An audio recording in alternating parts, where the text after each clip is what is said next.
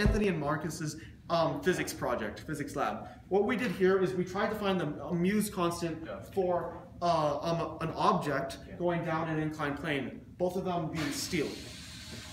Our setup was we had a ramp going down at an angle, at this angle being 30 degrees. We had a throttle gate here to find the final velocity of the object while it was passing through the throttle gate. And we found the length of all three sides of the triangle: the height, the hypotenuse, and the length. What we did was we took the projectile. We used two different projectiles. This was one of them we used, and we started up here. Up here, it holds potential energy, especially since it only holds potential energy because its velocity is 0. Its potential energy is mgy. We can find y by knowing the length of this, and we know mass by finding the weight of this. Then we let it go, and we let it accelerate and go through the throttle gate. Through the throttle gate, we were able to find the final velocity. And then to find the kinetic energy down here, since there is no potential energy because it's at a height of 0, you use the equation 1/2 mv squared. We know what m is, again, because we know the weight of the mass, and we know v squared by knowing the final velocity. Then we wanted to find the friction. The way we found the friction imposed on this object is by having the potential energy minus kinetic energy.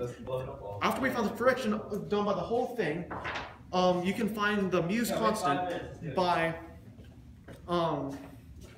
dividing that friction by the length of the track, and then dividing that number again by mg cosine theta. We know m because we know the mass of the projectile, as I said again, and we know theta, which is 30 degrees down here.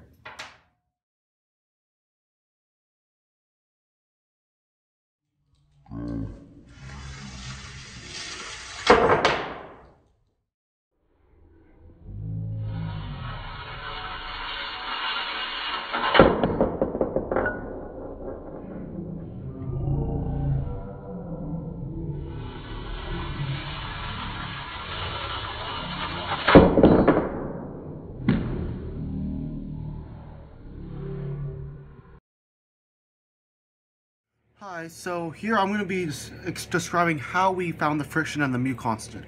So first what we need to do is, alright, let's just say that this is our inclined slope. We need to find the potential energy of the object at the very top of the slope.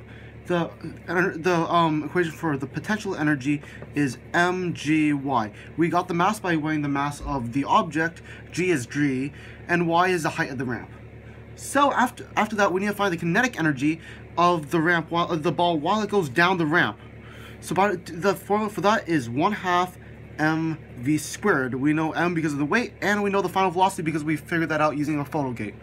After that, to find the amount of friction that was worked on the object, all we need to do is equals ke. All we need to do is subtract the we need pe plus k. All right, pe equals ke plus f. Delta S. So this is the equation usually. The potential energy equals the kinetic energy plus F delta F. So F delta S, the total friction, equals the potential energy minus the kinetic energy. To find how much friction, how much the friction is worth itself, all we need to do is subtract by S. So whatever this value is, all we need to do is have F equals P E minus K E over delta S. Delta S is the length of the track. So after we have F, we need to find, after the amount of friction, we need to find the Mu's constant. To find the Mu's constant, we need to use the formula F equals mu n, normal force. So now we want to isolate a mu. So mu equals F over n. As we have here, we found F here, and n equals mg cosine theta.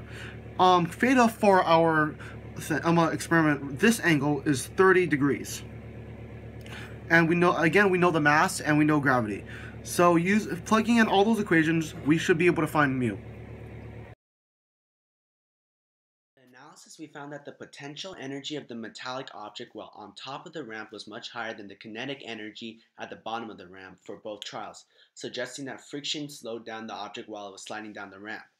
Also, after finding out how much of the potential energy was lost through the friction, we were able to find mu for both of the trials. For trial 1, mu was equal to 0.29, and in trial 2, mu was equal to 0.438. The object in trial 1 experienced less friction per gram than the object in trial 2, so the material object 1 was made out of caused less friction on the ramp than the material object 2 was made out of. The most likely source of significant error in the lab was collecting the velocity of the object while it was going down the ramp. The uncertainty is a large percent of the estimated value. An accurate final velocity is important because it is used to find kinetic energy of the object at the bottom of the ramp. That kinetic energy is then used to find the friction experienced by the object. Another source of error was aligning the slope of the ramp to be exactly 30 degrees. Even though we used a protractor, it was hard to set the slope to be exactly 30 degrees.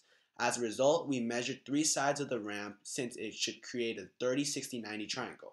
We ended up altering the ramp until the ratio of the sides were x, x root 3, and 2x.